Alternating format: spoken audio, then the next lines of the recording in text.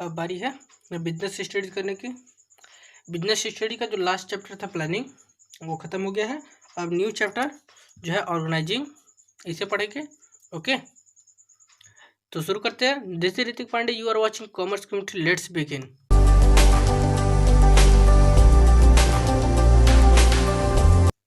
Meaning सबसे पहले सीख लेते हैं, ठीक। ऑर्गेनाइजिंग की मीनिंग क्या होती है? To organise a business is provide with everything useful, its functioning like raw material, machine, tools, capital and personnel। एक ऑर्गेनाइजेशन को वो हर कुछ प्रोवाइड कर देना जो उसकी ज़रूरत हो, ठीक। जैसे रॉ मटेरियल, मशीन, टूल्स या कैपिटल पर्सनल। ये कौन कह रहा है? हेनरी फायोल के द्वारा ये कहा गया है, ठीक। अब ऑर्गेनाइजिंग प्रोसेस पढ़ लेते हैं, ठीक। ऑर्गेनाइजिंग प्रोसेस 4 प्रोसेस होते हैं कुल। सबसे पहला identification and division of work.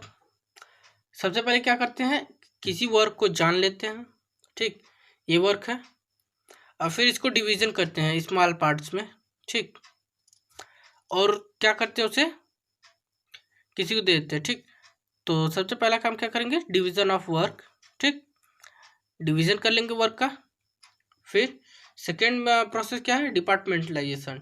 Departmentalisation मतलब वर्क को डिपार्टमेंटलाइजेशन मतलब किसी वर्क को डिपार्टमेंट के द्वारा अलग अलग कर देना। जैसे फंक्शनल डिपार्टमेंट और डिविजनल डिपार्टमेंट। फंक्शनल डिपार्टमेंट में क्या होता है, और जॉब रिलेटेड जो फंक्शंस होते हैं, ठीक, उसको क्या कर देते हैं, जब उसको अलग अलग करते हैं तो फंक्शनल डिपार्टमेंटलाइजेशन, और डिविजनल डिपार्टमेंटलाइजेशन वर्क के आधार पर करते हैं तो डिविजनल डिपार्टमेंटलाइजेशन होता है। ओके, तो डिपार्टमेंटलाइजेशन कर लिए। अब असाइनिंग ड्यूटी, जो वर्क का डिवीजन किए हैं और डिपार्टमेंटलाइजेशन किए हैं उसके हिसाब से वर्क को असाइन करेंगे, ठीक, क्या अपने एम्प्लॉयज़ को वर्क प्रोवाइड करेंगे। ओके, उसे क्या कहते हैं, जॉब डिस्क्रिप्शन भी कहते हैं, ठीक। Assigning duty is known as job description. और एकदम लास्ट है स्टेबलाइज रिपोर्टिंग रिलेशनशिप, और वह काम जो डिफरेंट डिपार्टमेंट्स में एम्प्लॉय जो परफॉर्म कर रहे हैं जॉब को, perform the job every individual needs some authority. जो अथॉरिटी के द्वारा वर्क को कर रहे हैं वो कैसे कर रहे हैं, क्या कर रहे हैं, उसके बारे में जानकारी लेने को क्या कहते हैं, स्टेबलाइजिंग रिपोर्टिंग रिलेशनशिप। रिपोर्ट लेते हैं, ठीक, जो हमने सुपेरियर और सबऑर्डिनेट के बीच रिलेशनशिप वो किया है, रिलेशनशिप रखा है, उसको, उसकी रिपोर्ट को जानते हैं। Who reports to whom is clarified. इसमें क्या करते हैं, और कौन किसको रिपोर्ट क्लियरिफाई करेगा। जैसे सुपेरियर या सबऑर्डिनेट किसको करता है, सुपेरियर को सबऑर्डिनेट को करता है, ओके, अपने से ऊंचे को, लो लेवल, मिडिल लेवल को मिडिल लेवल, टॉप लेवल को, टॉप मैनेजमेंट को अपना क्या करता है, रिलेशनशिप में अपने रिपोर्ट देता है। ओके, उसी को चेन ऑफ कमांड कहते हैं, ठीक। चेन ऑफ कमांड क्रिएट करना क्या कहलाता है, एस्टेब्लिशिंग रिपोर्टिंग रिलेशनशिप, ठीक। अब आगे देखते हैं क्या है। अब है इम्पोर्टेंस ऑफ ऑर्गेनाइजिंग। ऑर्गेनाइजिंग की इम्पोर्टेंस क्या है, ठीक। सबसे पहला बेनिफिट क्या है, स्पेशलाइजेशन। किसी भी वर्क में स्पेशलाइजेशन आता है, क्लियरिटी आती है, ठीक, और वो काम जो है बहुत अच्छे से परफॉर्म हो जाता है, ठीक, क्योंकि वह पर्सन पर एम्प्लॉय के द्वारा परफॉर्म किया जाता है हर एक वर्क, और वह उसी के हिसाब से, एम्प्लॉय के हिसाब से ही वर्क दिया जाता है जितना वो कर सके, तो इससे स्पेशलाइजेशन आता है।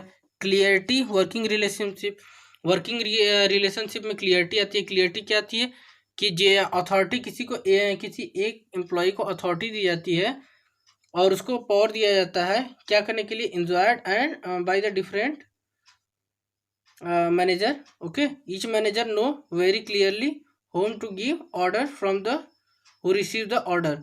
कौन ऑर्डर देगा, ठीक, कौन ऑर्डर रिसीव करेगा, ये वर्किंग रिलेशनशिप को क्लियर करता है। ओके, ऑप्टिमम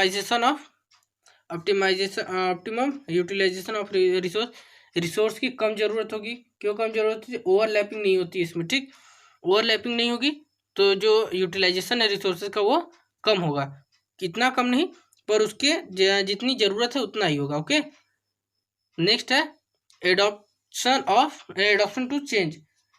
मीन्स जब कोई चेंजेस आती है बिजनेस इन्वायरमेंट में, then with the help of organisation function these changes can be adopted systematically.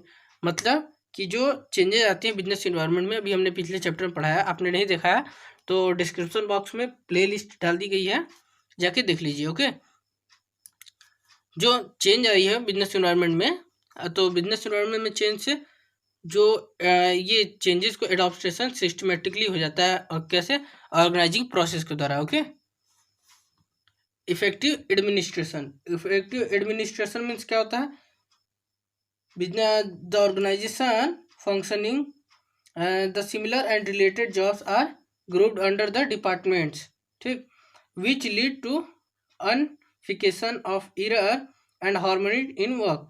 मतलब क्या है, मतलब ये है कि जो ऑर्गेनाइजेशन है, वर्क के हिसाब से डिपार्टमेंटलाइजेशन किया गया है, या एक ग्रुप में किया गया है, एक वर्क को एक ग्रुप या डिपार्टमेंट में दे दिया गया है कि वो उसी प्रकार से उस वर्क को कंप्लीट करे। ओके, एक्सपेंशन एंड ग्रोथ, ये क्या होता है, ग्रोथ और एक्सपेंशन।